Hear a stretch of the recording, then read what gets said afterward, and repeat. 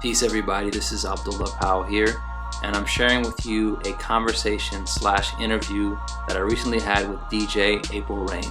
Now, DJ Apryl Reign has been a part of Elementz since 2005, but she recently moved into a leadership position within the organization. So today we're going to talk about that new position that she has. We're also going to talk about how her and her children and her family are working through this COVID era.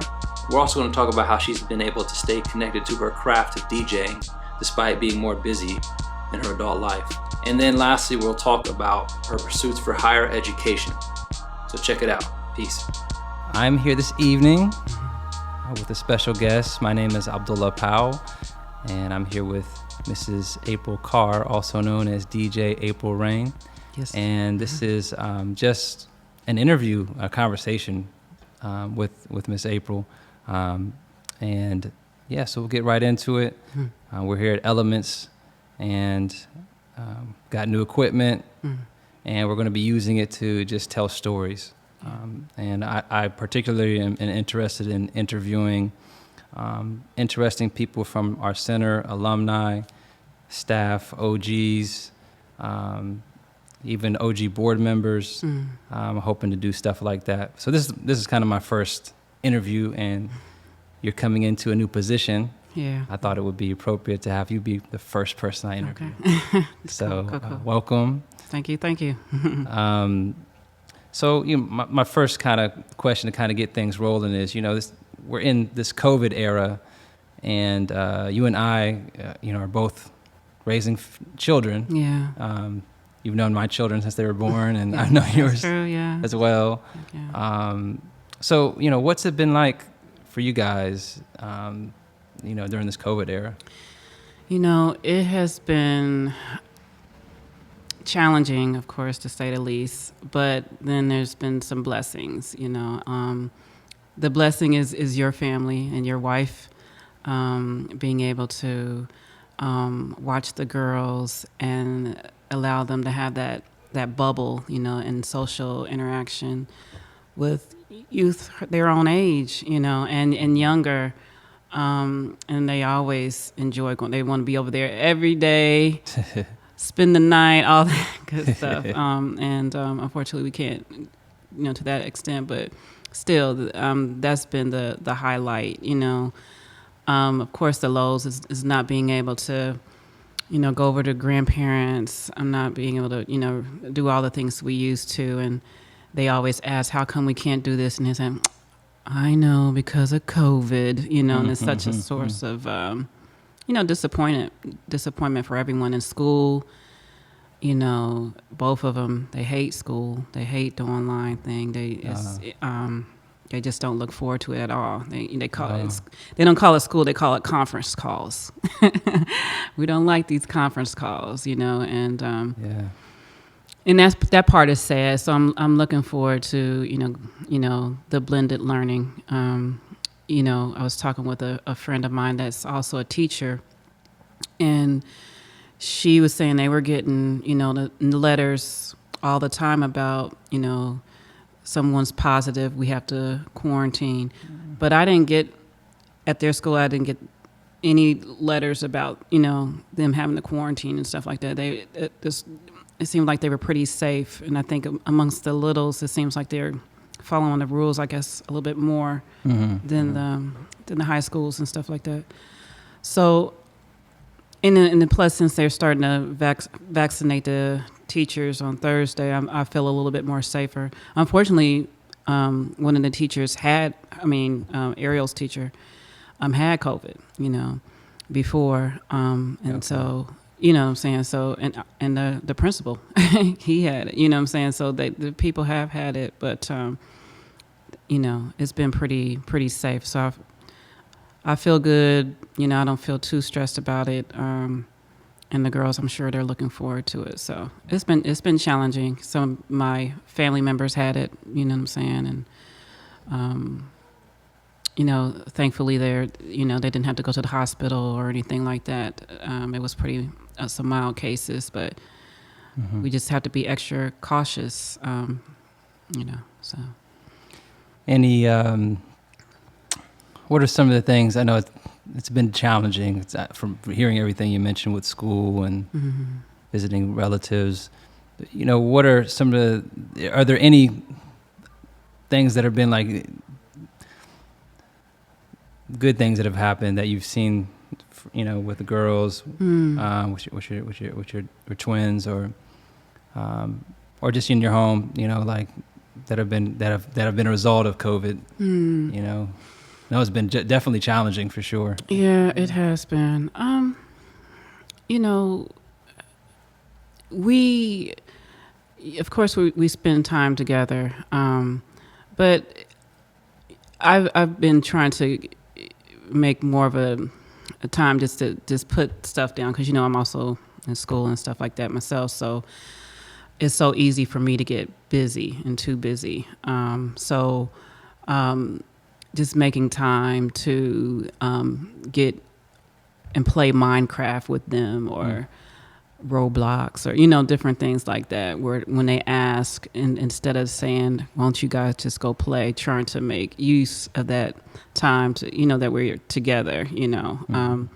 COVID has forced us to, you know, think outside of, okay, we're not going to go to eat out, you know, all the time. That was kind of like a source of entertainment. So, you know, going outside when it was warm to lots of parks, you know, just doing those types of activities and exploring nature, and my friend hanging out with her, you know what I'm saying? We even camped out in her backyard, you know what I'm saying?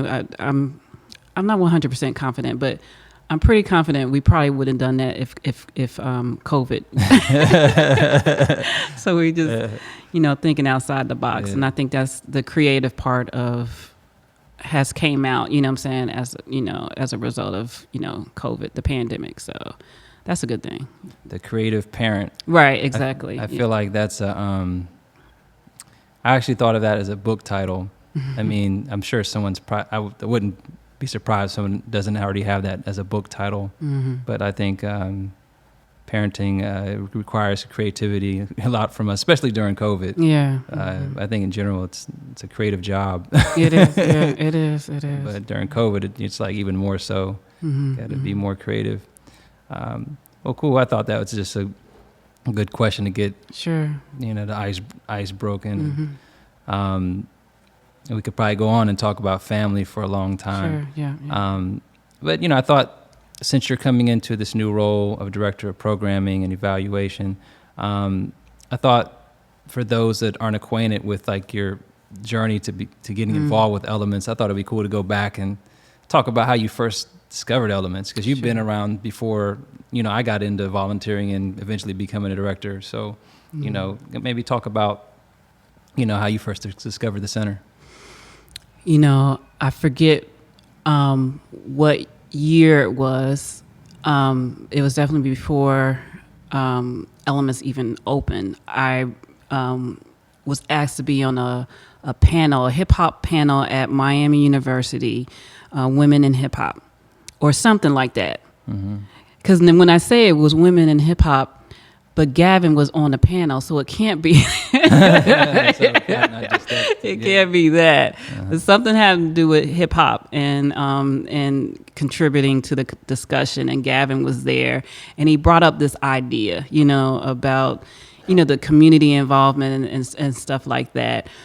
And so that's how I first met Gavin. And then later on, after the riots and just kind of the trauma from that and anger that I had within myself about, you know, and then I know I was at a church service, and the pastor was basically saying, what are you going to do? You know, how are you going to contribute your time? And, you know, that struck me so much, where I was like, okay, yeah, what am I going to do? What can I do with my, you know, with my talents and gifts and stuff like that? And then that's when I heard about Elementz coming into existence. And then I saw, you know, Gavin, and reached out to him. And yeah, so either he reached out to me or I reached out to him, one of the two. But I was definitely wanting to be a part of that, and just be a part of the movement or what they were trying to do. And so, you know, down in the the dungeon in the back room, you know, with the little turntables and, you know, and just teaching, you know, and just kind of seeing just firsthand what the grassroots nonprofit plight of, you know, getting things off, seeing a vision and what that process was like, you know, and witnessing it. And that was interesting as well. Mm-hmm. Do you remember your first day within the center? You know, you know what? I not vividly. I remember the room. I remember the type of turntables I had. I had a little Newmark Blue Dog mixer and a Newmark turntable. I brought my little, this was before Serato and computers, so I brought little crates of records and stuff like that. Yeah. I really kind of want to say, but I'm not sure, but I think that Kurt might have been my first student. Really? Yeah, I really, yeah. I really think that he was. And I remember showing Bree, DJing and stuff like that. And, you know, I remember, you know, being back there, and sometimes I might not get students and sometimes I would get people, and then, you know, just kind of, they're trying to get their interest in, you know, showing them how to scratch. And some people, that's the first thing they look at it and they want to touch before I even get a chance to say, hey, you got to be gentle. But it was cool. You know, I remember, I mean, it was a lot of times just, you know, fun to see all of the, not just with DJing, but all the level of activity and people, you know, to socialize, you know, come together and, you know, have a good time. You know, and that we were providing a safe space for them to do that, you know. So through hip hop, through music, and I thought that was very, very nuanced. You know, I hadn't seen it before in my lifetime that I can remember. You know, saying that something like that was there. You only see that in movies. You know, what I'm saying. So I mean, it was good to be a part of it. So I mean, since we're talking about the first center on Liberty and Central, this is the first Elementz location. It was established in February 2005 was when it first opened. What do you have any of your fondest memories? You know, yeah, actually, earlier times. Yeah, because you were telling me. So I don't know why. I think I got. I don't know why. That's not true. I think I wanted to create some kind of incentive for people to, you know, for the DJs, you know, and I thought of, hey, we can have a rap battle or something like that, you know, and then we can give them some kind of reward and stuff like that. And I remember we had some either a gift card or something like that for the winner, and you know, it was real cool. And I just recently today was looking through the cabinet and saw a picture of Skip with the big championship belt. The championship belt, and I was like, oh, I remember that, and that made me, you know, brings tingles. It brings tingles now, you know, chills. Like, that was cool. Really enjoying that, and then to see it now as a showcase. You know what I'm saying? That especially pre-COVID, the monthly showcase. And so I thought that was really cool. And then also I started doing those little, I think I call it beats and something, basically beats and eats, and where we would talk about different topics relating to DJing and the little seminars and stuff like that. And then having some people come through. We had a DMC champion. Back then he was called DJ Vajra. Now he's called Chris Kearns. Really, you know, 3-time world DMC champion, come down when he was in Cincinnati. And then, you know, back in the day, that's when Bandcamp was like, you know, just going over into turntables for the first time. And so seeing them build together and learn, I thought that was a definite highlight to see someone that's really learn from like the true master. Like everybody's just like in awe of this guy, how he's just, he's still great. You know what I'm saying? But like yeah, he did a Did we do a video? I feel like some you kinda had, like, yeah. like a video. We called it the digital newsletter. Yeah, I'm sure. I feel like I remember. Yeah. when it came through. Yeah. So I know that had to been like in 2011 or yeah, at least 2011, or 10, sometime. Yeah, but around the time when I did the whole Red Bull thing, it was around that time. But yeah, those are the highlights. And then also too, I mean, even I just remember, just seeing the dancers, you know what I'm saying, and then them. We have some B-boys and break dance and then come, you know what I'm saying? I always thought that was real cool, you know what I'm saying, down in that space. That, and with all the graffiti on the walls, I mean, that felt like it's like, you walk in, this is hip hop, this is what it's about, Yeah. I don't know. Yeah. Yeah, that was, that was a special space. Heck yeah. That basement. The basement, yeah. When it was just even before it went upstairs, just the basement itself. Shout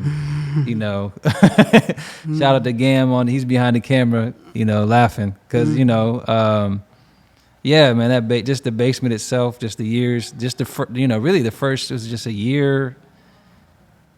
When did we move upstairs? 2006 or 2007? 2007. So it was about a year and a whole 2 years basically in that basement. Yeah.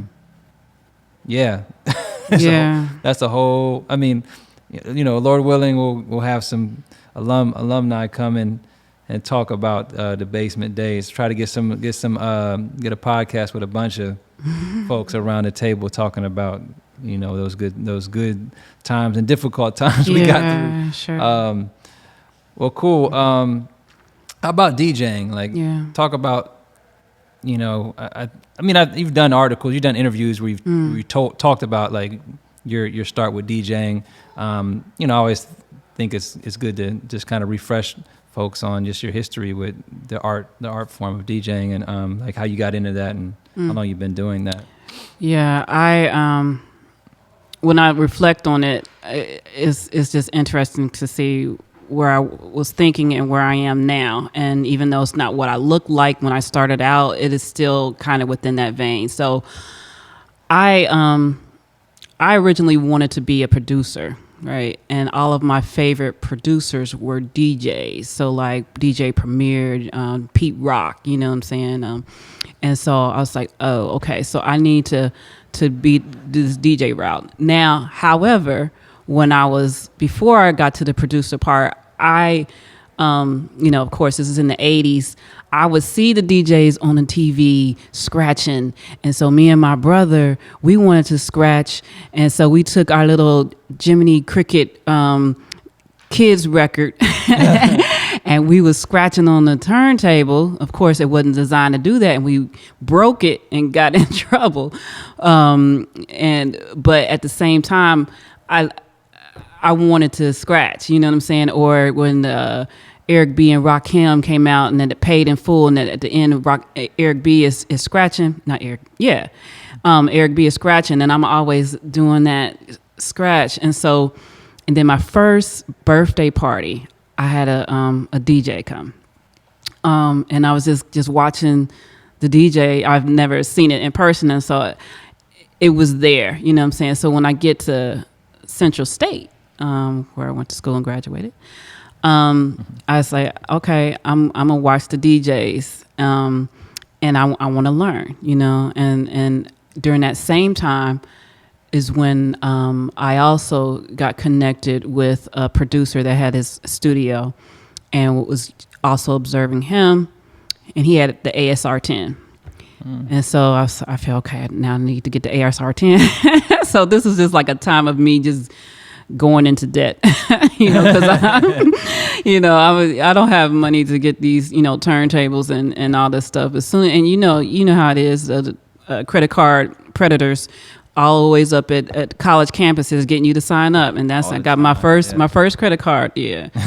But yeah, from there, once I got my equipment, to start doing college parties and producing when I had the chance. And that's really what it's been. And I just kind of, I did, of course, DJing more so than producing. And I had a kind of a bad experience with the guy that was teaching me. Yeah. And so I just kind of fell back with that and just, pursued DJing for the most part, and would make beats on the side, but never really put anything out, you know what I'm saying? Until really in 2008, you know what I'm saying, I started working with Mahogany, Yeah. and actually put out something out of all those years. And even with that, it's more like a collaboration. It wasn't just all me, you know what I'm saying?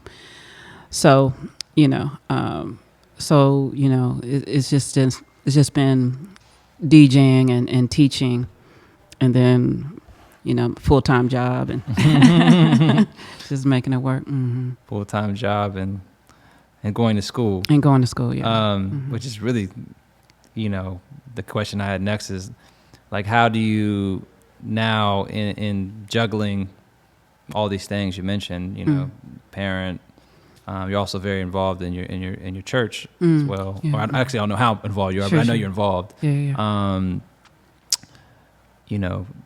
Family, faith, work, school, college, and still you teach here still. How do you stay connected to your craft? I guess teaching is part of that, I would assume, but Yeah, teaching is part of it. But I did something this year. I paid for DJ lessons for myself, to do something that always kind of intimidated me, and that's beat juggling. I knew how to do some of the basics. You know what I mean by beat juggling? Mm-hmm. Okay, well, yeah. Well, for the audience who don't know, you're taking two of the same records or two different records that has a certain beat pattern, and you're creating a totally new beat pattern off of that. You're using the kick drums and snares and stuff like that, and you're just making it sound totally different, or similar, but you're changing the beats up manually. And so I decided to really push myself out of my comfort zone. If I'm teaching, I feel like I need to push myself as well to be able to, maybe I might have a student that wants to learn or wants to go deeper in that. And I feel like me knowing that and having that knowledge, and not just being verbal, okay, you do it this way. I wanted to be immersed in that. But it was challenging because you can be like really humiliated by, and frustrated through the process. Like if you're not getting it and, just kind of feel defeated. But what I found is that initially I felt defeated, but then at the end I was able to get through it and push through it, and I won't say master, but at least do what he was telling me to do. And so where I can, show someone else, how to get there. So, and I still need to continue to practice it, but that was a sense of accomplishment. You know what I'm saying? That something that I always would. It's so easy to get frustrated, especially if you don't have somebody really showing you how to break it down.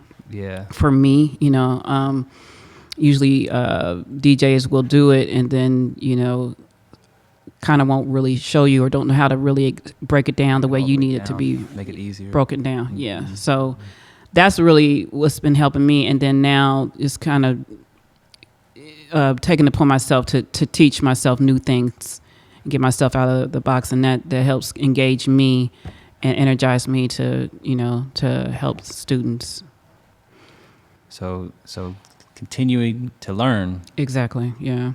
And challenge yourself sounds like, and I'm sure, you mentioned like getting through it, as you get older, I guess you can still learn, and also you can also make mistakes, or and you're going to make mistakes. Right.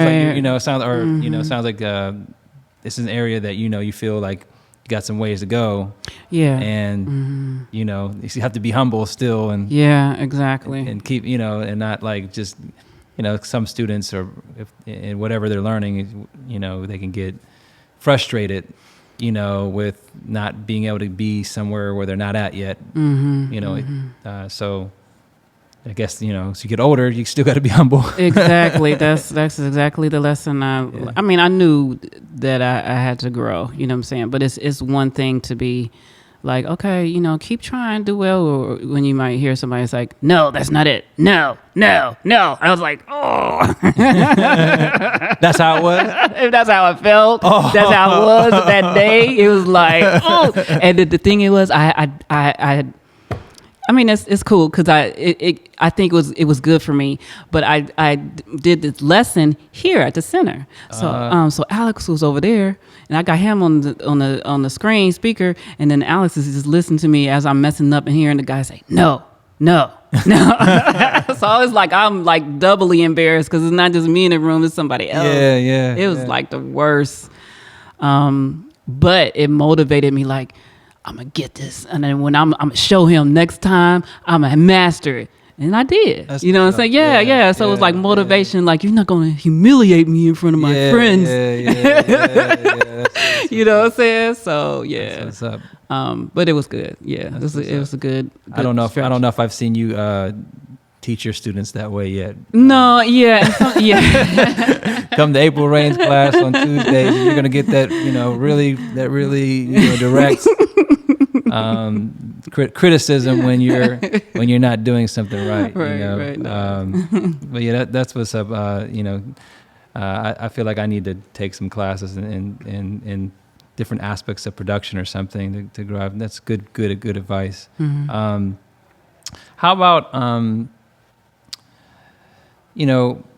maybe your longevity within Elementz, of course now coming into a full-time role, but just being around since 2005, it's over 15 years now. How do you feel like that will assist you in your new role, that experience of being around that long? Well, I think that, even he's not on the camera, but just having a relationship with alumni and, I think that sense of community, no matter where we go, that Elementz has established. I think it's good to have key partners as you get into leadership positions that you can just have that support, you know what I'm saying, and vice versa. And it gives you a perspective on what worked in the past, what we should expand and grow, what should build upon, what we shouldn't explore anymore. That you kind of see that trajectory. So I think that's helpful. I think that's a good thing. And then you have because I've been here for so long, I have a vested interest in wanting to see the organization grow or surpass where we are now. Sure. And then in this position helps me to really see and have more of a hands-on as far as the evaluation and how well are we doing, and what impact are we having, and to be able to have ideas and implement them and see, okay, that worked. Okay, no, that didn't work. What I'm saying? But you have that ability to do. Mm-hmm. Whereas before I felt in some respects I was more of a spectator, or I'm more of a, I help wherever I can. And now in the leadership, I'm still have that servant role where I want to help wherever I can, but then I can also add to the discussion and then, see what ways I can help in a leadership role. So it's interesting. But answering your question, because I've had that experience being here, I can probably be more wiser in, which direction we should go based upon our history and past. Mm-hmm. Mm-hmm. Mm-hmm. What excites you about, the shoes that you're in now in leadership? within the organization and being here full time, and not having, I guess you're spending, up there 40 hours a week here, what kind of excites you about, about all that? So, one of the things that excites me is being able to have an idea and talk about it and then see the results come to pass. And, so for example, we're measuring outcomes. And so I have this idea of we can put this all in this database and we can do this and crunch out these numbers. Well, I just got, a sample database from the person that's working with me on it. And it's and I showed the manager, admin, and she's like, yeah, that works. And I was like, oh, so we can do, this could actually be done, to see, what's in your head as an idea start to come to pass. That excites me, just not just here, but just anywhere. You said that, and then it can be done. You know what I'm saying? So that's cool. The other thing is being an artist or a DJ. I was there's no. My job before, I can't just go up there and just DJ and I'm working, so I'm doing something I enjoy and I'm working, you know what I'm saying? That just is foreign to me. But ever since the whole time that I've been working here or volunteering, I never felt like this was a job, you know what I'm saying? And so, the money meant nothing, it didn't mean anything. I just enjoyed teaching and I enjoyed DJing. And so here I am, you know what I'm saying? And so now, after, sending emails and stuff, I can come in here and scratch and play me. And then with Stylitics, I'm just scratching over his beats. I was like, and you still working? Word? Yeah. So, I think that's really cool. That excites me that I can still, build on that. I can still learn and I'm working. It's not like I'm goofing off, right? I'm adding to myself and I'm adding to the class. I'm adding to the members who learn by me learning. I think that's cool. I think that's the aspects of where you mentioned you're being here, over the course of all these years you've been teaching DJing. I've always felt the money wasn't why you came to teach DJing, which is you're only working a couple hours right, yeah. Each week. I figured that was coming from a place of passion and love for the art, love for the mission. That's why I'm sure others feel the same way. We're all glad you're in the role that you're in, and that you're able to be at Elementz this much.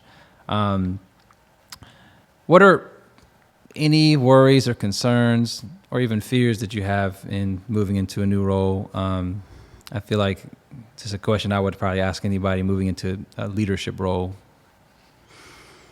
I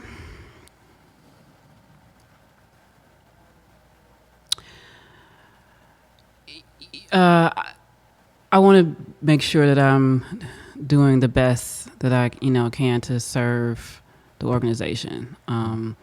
This is my first managerial type role. Usually, I've at Children's Hospital, I've moved up as far as the level of expertise.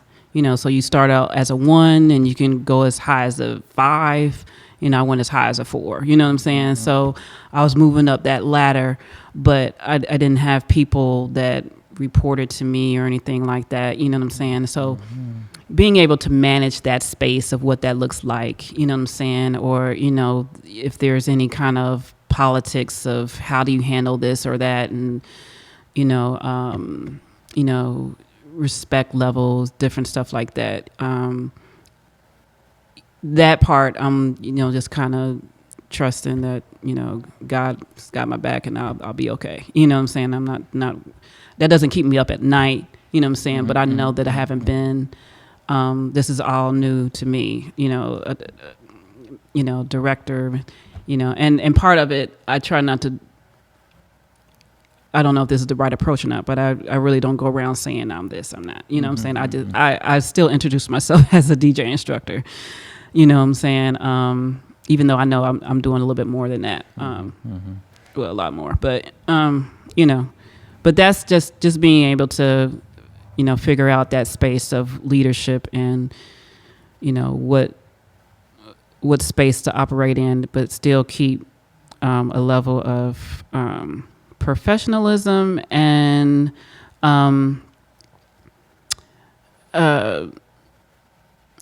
don't want to say respect. I don't think no one's being disrespectful or anything like that. But you know what I'm saying, just what that space looks like, and not to feel a lack of confidence when I do need to assert myself in a certain way I haven't been before. That's the point where I need to get comfortable with asserting the level of leadership that I have that has been given to me.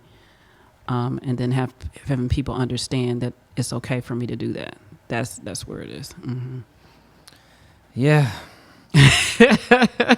those things aren't fun. Especially if you're laid back or kind, more just more of a kind presence.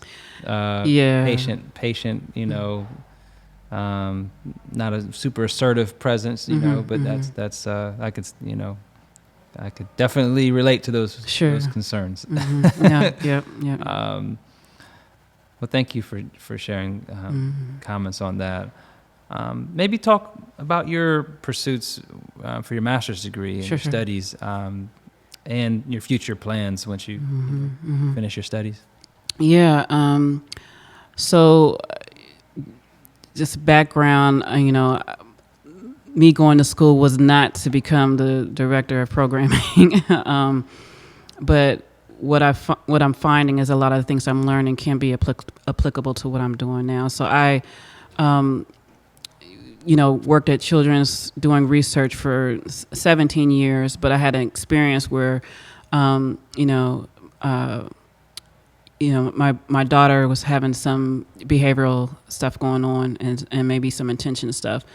So I went to a behavioral group for parents and how to manage, ADHD and stuff. And what I found disparaging was, the lack of diversity in the group, the lack of accessibility for parents who aren't on Medicaid, but have to pay out of pocket for this group. So it's an 8-week course. You can't bring your kids, so you would have to find childcare. And if you didn't work at Children's Hospital, is $100 each time. So you got to pay $800 for you to learn. And you walk away with this binder of paper. But I'm looking like this is not worth $800. This book, you know what I'm saying? It was so dense. It angered me. And I wanted to be a part of, the solution. I already had a degree in psychology, but I wanted to create these groups for those that are in my situation, make it more accessible, make it more affordable if it's so important. You know what I'm saying? What can I do? And so I saw that some of the leaders of the group were counselors. You know what I'm saying? I knew I couldn't relocate and get an internship and do all this stuff to be a psychologist. So I went this route, but how it's applicable to what I'm doing now is I'm taking a course, or I took a course in career development, right? Mm-hmm. And so we have a program called Creative Futures, where you're looking at the aptitudes and your skills and what jobs might be applicable to you, and so I had a whole course on this, so I understand, what I'm saying, different things like that. I, learning about social emotional development, and all these things. So it's definitely works out that it's more of a match rather than something like a total, diversion from my path. And then maybe, I could still do that, off hours, what I'm saying, but still, I can still get these things. And even with our tutoring program, we have a young man that has some attention issues, you know what I'm saying? And knowing how to navigate the system to help them. And this is all still on my job, you know what I'm saying, of what we're trying to do. And then we incorporate the arts and music, you know, I'm finding can really, because of the beats and the patterns in the brain, it helps to settle that disorganized mind and helps you to focus. And so, you know, it's working out, you know, and I'm just kind of learning all of this as I'm going along. And so I can take pieces here and here and learn. And, you know, this program evaluation and surveys, I'm taking a class right now on assessment, you know what I'm saying? So it's working out. And I'm appreciative for that. I think it's interesting for a lot of humans, how something that may happen to an individual or their children or their parents or their family or something, those things can lead to the inspiration to go in a certain direction, like career-wise, or, you know, in terms of their studies, you know, like that interaction you mentioned with your daughter, and then the situation that occurred, you know, that led to a whole kind of direction that you probably didn't see yourself in, I would assume, in the last, I guess, you know, 8 years before your children oh yeah okay. were on this. So yeah, no, I thought it would, I remember you sharing the story with me, and I thought it would be good to capture that. Sure. You know, and I think now that you're in this new role within Elementz and your studies are still going forward, you know, I think where things go are pretty open, you know. From what I can hear, you know, there could be some crossover in some way, shape, or form, and you may still have interest in other things like that you're talking about in the future. But I thought it's still really interesting to hear about, you know, your studies. Do you have any kind of final comments? You know, could be related to the work that's going on here, or anything else that kind of like to say, you know. It's kind of the extent of questions I had for our interview, and I actually feel like we could talk about other things too. Sure. But you know, I thought it was a good way to kind of have a more focused conversation on certain things, and you know, maybe we can have another conversation again. Sure, yeah. But you know, any final comments? Sure.